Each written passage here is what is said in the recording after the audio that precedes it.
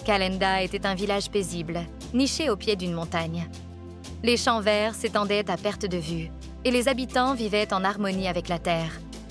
C'était une communauté soudée où chacun connaissait son voisin et où les enfants jouaient ensemble sous les arbres fruitiers.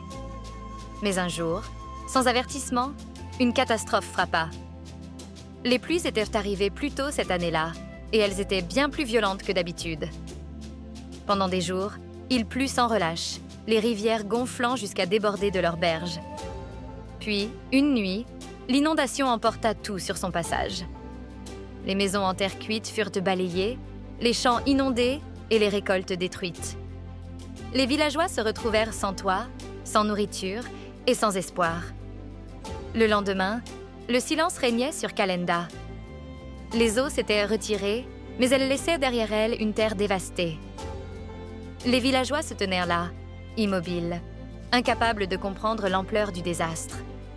Les enfants pleuraient, et les anciens, qui avaient vu tant de saisons passées, secouaient la tête en silence. Pourtant, dans cette tragédie, une étincelle d'espoir subsistait. Ousmane, un ancien respecté du village, prit la parole. Son visage ridé était marqué par des années de travail dans les champs, mais ses yeux brillaient encore de sagesse. « Nous avons perdu beaucoup, » dit-il, sa voix résonnant dans le silence. « Mais nous n'avons pas tout perdu. Tant que nous sommes ensemble, nous pouvons reconstruire.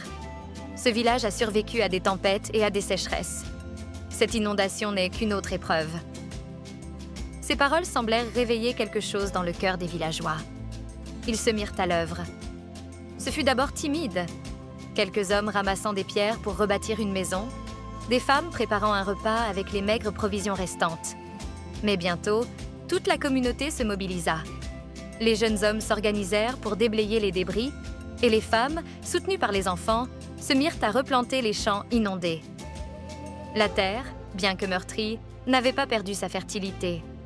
Avec patience et dévouement, ils commencèrent à restaurer ce qui avait été détruit.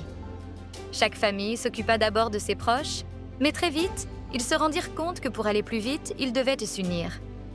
Ousmane rappela une vieille tradition.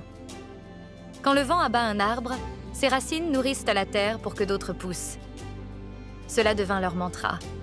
Chaque maison reconstruite était le fruit du travail collectif, chaque repas partagé renforçait les liens qui unissaient le village. Le défi ne s'arrêtait pas là. Alors que les mois passaient, une nouvelle menace se profila à l'horizon. Une sécheresse imminente. Les pluies avaient cessé brusquement et la terre, encore marquée par l'inondation, commençait à se dessécher. Mais cette fois, les villageois étaient prêts. Forts de leur récente expérience, ils décidèrent d'agir avant que la sécheresse ne détruise leur culture. Les villageois creusèrent des canaux d'irrigation pour capter et stocker l'eau de pluie. Ils mirent en place un système de partage de l'eau où chacun recevait une part équitable.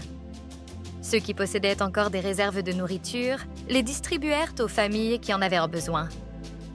Ce n'était pas une solution immédiate, mais ils savaient qu'en travaillant ensemble, ils pouvaient surmonter cette nouvelle épreuve. Les mois passèrent, et le village, malgré les difficultés, reprit vie.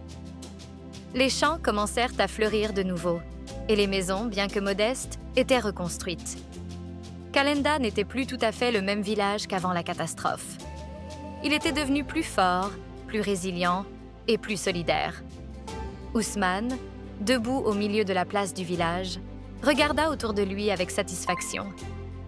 Ses yeux se posèrent sur les jeunes hommes et femmes qui travaillaient ensemble, sur les enfants qui jouaient sans se soucier des problèmes de leurs aînés, et sur les anciens qui, malgré leur âge, prenaient toujours soin de la terre. Il savait que la force de Kalenda résidait non seulement dans ses champs ou ses maisons, mais dans l'unité de son peuple. Ce village, qui avait été presque détruit, avait trouvé une nouvelle vie grâce à la solidarité de ses habitants. Ils avaient appris que face aux épreuves, la communauté pouvait être une source de force inépuisable.